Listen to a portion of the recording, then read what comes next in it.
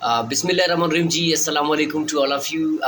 बहुत अरसे के बाद मैं आपके सामने फ़ेस टू फ़ेस वीडियो बना रहा हूँ due to some personal reasons, due to some personal activities. क्योंकि मैं बिज़ी था, इसी वजह से मैं वीडियो अपलोड नहीं कर सका। कुछ नेट के इश्यूज़ थे। आपको पता है कि एक वीडियो बनाने के लिए और उसको अपलोड करने के लिए it will take a long period of time, तो इसी वजह से टाइम नहीं मिला। आज बहुत सारे स्टूडेंट्स ने मुझे मैसेज भी किया, इससे पहले भी वीडियो बना चुका हूँ। जो FGEI है, फेडरल गवर्नमेंट की तरफ से जॉब की अनाउंसमेंट हो चुकी है। इसमें मैंने पिछली वीडियो में, अगर आपने नहीं देखा, आप मेरे चैनल के ऊपर देख सकते हैं कि मैंने फेडरल गवर्नमेंट की तरफ से जो FG और गैरिजन के जो जॉब्स थे पूरे पाकिस्तान के लिए आई हैं, लेकिन बलूचिस्तान का कोटा मैंने बताया 7 सीट थे और इसमें 3 सीट फीमेल के थे, 7 मेल के थे। बहुत सारे और भी आए थे, स्टेनोग्राफर के आए थे, जो नॉन टीचिंग स्टाफ है वो भी आए थे। लेकिन मैं यहाँ पे डिस्कस करूँगा EST को, क्योंकि ये 14 स्केल का है, तो टीचिंग से रिलेटेड मेरा भी अपना फील्ड है, तो मैंने सोचा कि आपको बताऊँ। इस वीडियो को आप जाके देखें, अगर आपने नहीं देखा है आप डिटेल देखें। अगर आप बलूचिस्तान के कैंडिडेट हैं तो आप जाएँ, इस पर अप्लाई करें। इसका जो फ़ीस है वो सिर्फ़ और सिर्फ 1200 फ़ीस है। 1200 फ़ीस देकर आप अप्लाई कर सकते हैं। बाद में पास होना है, फेल होना है, उस बात को आप छोड़ दें, ठीक है।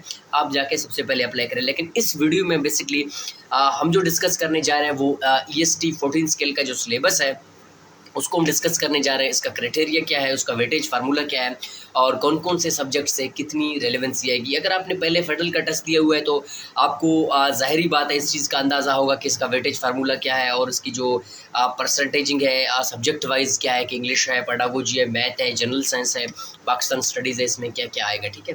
तो अगर आपको पता है तभी आप ये देखिए, इसमें कोई अमेंडमेंट नहीं हुई, कोई न्यू सिलेबस नहीं आया। अगर आप पहले टेस्ट दे चुके हैं तो पहला वाला सिलेबस है, ठीक है। इसमें कुछ वेबसाइट के नाम मैं आपको बताऊंगा, उन वेबसाइट को आपने गो थ्रू करना है। 3-4 सब्जेक्ट हैं, ये यहाँ पे मैंने मेंशन भी किए हैं, उनके लिए आप उन वेबसाइट का लाजमी देखें, क्योंकि मैंने इसके पास्ट पेपर जो है ना रिव्यू किए हैं। मैंने खुद भी 1-2 दफ़ा टेस्ट दिया था, एक दफ़ा कराची में दिया था। मुझे इंटरव्यू का कॉल अप भी आया, but I was too busy to go there. मैं उसको इंटरव्यू को ज्वाइन नहीं सका। टेस्ट वाला मैंने पास किया था, मैंने 74 स्कोर किए थे, बट मैं वहाँ पे नहीं गया, ठीक है। आपको पूरा एक्सपीरियंस बता रहा हूँ कि मैंने 74 स्कोर कैसे किए हैं और मैं क्यों नहीं गया, उस पर बाद में बात करते हैं। सबसे पहले बात करेंगे इंग्लिश के पोर्शन में। इंग्लिश के पोर्शन में हमारे पास जो 20% है ये इंग्लिश का है, और मैं आपको ये भी बताऊंगा कि इसमें सबसे जो टफ मार्किंग है, जो आपको सिलेक्शन तक पहुंचा सकता है, वो कौन सा सब्जेक्ट है, ठीक है। ये मैं अपना पर्सनल एक्सपीरियंस आपको बता रहा हूँ, क्योंकि मैं इसमें 1-2 टेस्ट में मैं गया हूँ और वहाँ पे मैंने एक्सपीरियंस भी गेन किया। पास्ट पेपर्स भी मैंने चेक किए। बहुत सारे स्टूडेंट्स जो है, मैंने स्टूडेंट्स से भी सवाल किया, वो ये कहते हैं कि जो ये एरिया है, अभी मैं आपको बताऊंगा कि this area is very important for your test, ठीक है।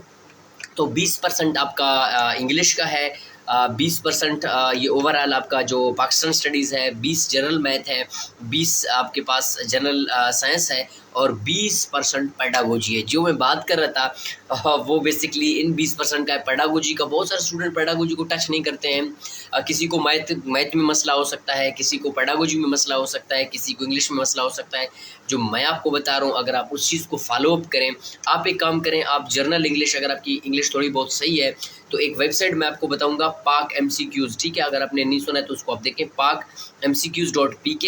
एक है आपके पास टेस्ट पॉइंट, ठीक है। अगर आपको पता है तो इन दोनों वेबसाइट को आप जाएं, इन दोनों इंग्लिश के लिए, स्पेशल इंग्लिश, पाकिस्तान स्टडीज़ और जर्नल साइंस, ठीक है। इनके लिए सबसे बेस्ट वेबसाइट pakmcqs.pk है, ठीक है। इसको आप लिख लें, ठीक है। pakmcqs.pk इंग्लिश है और जनरल साइंस है, और उसके बाद पाकिस्तान स्टडीज़ है 3। उसके बाद पेडागोजी के लिए आपके पास जो टेस्ट पॉइंट है, टेस्ट पॉइंट आपके लिए बहुत ही इंपॉर्टेंट है। इसमें pakmcqs.pk में भी पेडागोजी के, लेकिन ज़्यादातर जो मैंने 10 के जो पेपर्स हैं उनको रिव्यू किया है तो उसमें टेस्ट पॉइंट से ज़्यादा सवाल आते हैं, ठीक है। अब पेडागोजी में उन लोगों ने इस तरह की क्राइटेरिया दे हुए, पेडागोजी के जितने भी सवाल हैं उनको आप देख लें। उसमें कम से कम कोई जो टेस्ट पॉइंट है उसमें मैंने देखा था कोई 150 से 200 पेजेस का उन लोगों ने दिया हुआ है MCQs। आप 1 दफ़ा 2 दफ़ा उनको देख लें, उसमें कोई याद करने वाली चीज़ नहीं, उसमें सारी चीज़ें पेडागोजी में अंडरस्टैंडिंग वाली चीज़ें हैं, उनको आप देख लें तो आप अंडरस्टैंड करेंगे, ठीक है। और इंग्लिश है, इंग्लिश में फंक्शनल इंग्लिश आएगा। इस तरह का नहीं है कि आपके मास्टर्स और PhD लेवल की जो इंग्लिश है वो वहाँ पे गो थ्रू करेंगे वो लोग, वो बिल्कुल नहीं। एक्टिव पैसिव होंगे, डायरेक्ट इनडायरेक्ट थोड़े बहुत होंगे, सेंटेंस करेक्शन होंगे और अल्लाह आपको नेकी दे। उसके बाद जो इंग्लिश है उसमें एक चीज़ आप हमेशा याद रखें कि इसकी जो मार्जिन है वो थोड़ा टेक्निकल है, ठीक है। तो टेक्निकल से मुराद ये कि अगर आपको सिनोनिम और एंटोनिम देंगे वो आपको 5 मार्क्स के, देखिए ये इसके सॉलिड मार्क्स हैं, ठीक है। इस बात को आप अपने जहन में याद रखें। इंग्लिश का जो पेपर है उसको किसी को नहीं पता होता कि इंग्लिश का पेपर कैसे आएगा, क्योंकि इंग्लिश मेरा अपना भी सब्जेक्ट है। इंग्लिश के पिछली दफ़ा मैंने दिया था, इंग्लिश में मैंने 3 सवाल ऐसे थे जो बिल्कुल ईजी थे और मुझे नहीं आ रहे थे, मैंने उनको जो है ना गलत किया, ठीक है। इंग्लिश एक टेक्निकल सब्जेक्ट है, इसको जो है ना टेक्निकली वहाँ पे आपके पास आएंगे, ठीक है। ज़्यादातर मोस्टली स्टूडेंट्स कंफ्यूज होते हैं आपके इसमें सिनोनिम्स और एंटोनिम्स में, क्योंकि स्टूडेंट्स ने गो थ्रू नहीं किया होता उनको। और उसके बाद पाकिस्तान स्टडीज़ है, ये जर्नल है, इसमें आप चले जाएँ pakmcqs.pk पे, जितने भी पाकिस्तान स्टडीज़ के सवाल हुए उनको आप गो थ्रू करें। उसके बाद जनरल मैथ का मैं आपको कुछ नहीं कह सकता, क्योंकि मैथ मेरा वीक है। मैथमेटिक्स अगर आपका प्रैक्टिकल लाइफ में प्रैक्टिस है, अगर आप जो सवाल है उनको हल कर सकते हैं तो ये आपके लिए बेस्ट है। जनरल साइंस है, जनरल साइंस भी जो है ना आप pakmcqs.pk से गो थ्रू कर सकते हैं। जनरल साइंस में आपके पास 5th से लेकर कोई 9th 10th तक आपके पास जो MCQs हैं उनको आप देख लें। बुक्स को आप थोड़ा बहुत रीड करें, जो ऊपर वाली चीज़ें हैं, मेजर चीज़ें हैं उनको हाईलाइट करें, और pakmcqs.pk और टेस्ट पॉइंट पे आप लाजमी जाके विजिट करें, ठीक है। और उसके बाद पेडागोजी मैंने आपको बताया हुआ है कि ये वेबसाइट है। तो ये ओवरऑल इसका बेसिकली सिलेबस है। सिलेबस इतना टफ नहीं है। इसमें सबसे जो मुझे लगता है कि जो टफ़ है, या जिसको आप कहें कि आपके लिए बड़ा इंपॉर्टेंट है आपके टेस्ट को पास करने के लिए, वो है पेडागोजी का। क्योंकि पेडागोजी में इसमें सॉलिड मार्क्स हैं 20 मार्क्स आपके इसमें हैं। बहुत सारे स्टूडेंट्स जो हैं पेडागोजी से वाकिफ़ नहीं है, अगर जिनका फील्ड एजुकेशन है तो वो उसको अच्छी तरीके से जानते हैं कि जो पेडागोजी है वो कितना इंपॉर्टेंट है, ठीक है। तो ये था भाई इसका सिलेबस मैंने आपको ब्रीफली डिस्कस किया।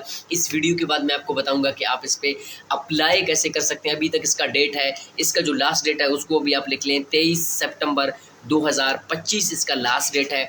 लास्ट डेट से पहले आप अप्लाई करें, that will be very excellent for you, ठीक है। तो मिलते हैं किसी इंटरेस्टिंग वीडियो के साथ। तब तक के लिए आप इस सिलेबस को देखें, अपनी तैयारी को जारी रखें। अगर आपका कोई भी रेलेवेंट सवाल है, अगर आप कन्फ्यूजन का शिकार हैं, अगर अपनी तैयारी के हवाले से कुछ भी पूछना है तो मेरे एक कमेंट बॉक्स में आप मुझसे पूछ सकते हैं। मेरा व्हाट्सअप नंबर दिया हुआ है, उस पर भी आप फ्रीली कॉन्टैक्ट कर सकते हैं। और मज़ीद आपका कोई भी रेलेवेंट सवाल है तो आप पूछ सकते हैं। मिलते हैं किसी इंटरेस्टिंग वीडियो के साथ, तब तक के लिए अल्लाह हाफ़िज़।